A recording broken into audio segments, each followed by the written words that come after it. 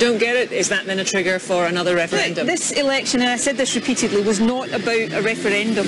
And I said very directly to the people of Scotland, if they voted SNP on yesterday, then I would not take their votes as an endorsement of independence. I'm not going to go back on that. If there's going to be ever another independence referendum in Scotland, that will be after people vote for that in a Scottish Parliament election. This election was about making Scotland's voice heard more loudly than it's ever been heard in the Palace of Westminster over here, and that's what our MPs intend to do. All right, I have heard you say that this wasn't about. You haven't a referendum, but you haven't ruled it out. Well, you know, I have no proposal for another referendum just now.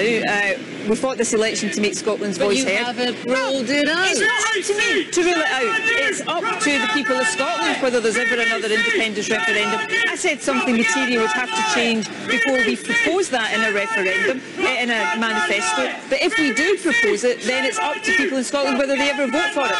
I think we'll have to leave it there for obvious reasons. Thank you very much indeed for joining us. It's a shame you didn't get in. Maybe you would have stopped the paedophiles within the government.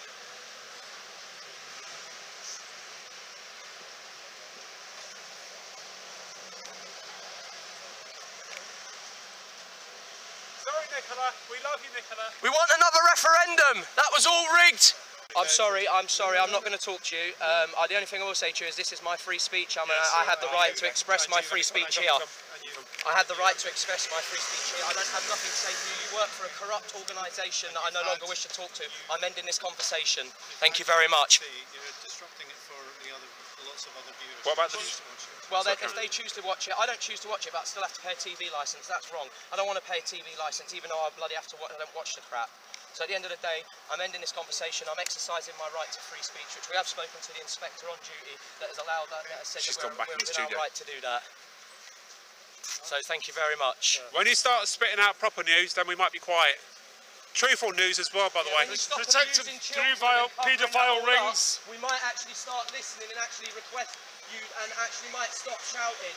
Until that actually happens, then we won't shut up. No justice, no peace. It's all right, David Cameron will be able to change the bylaws now, wouldn't he? You wouldn't want free speech anymore. We're not allowed to use a megaphone.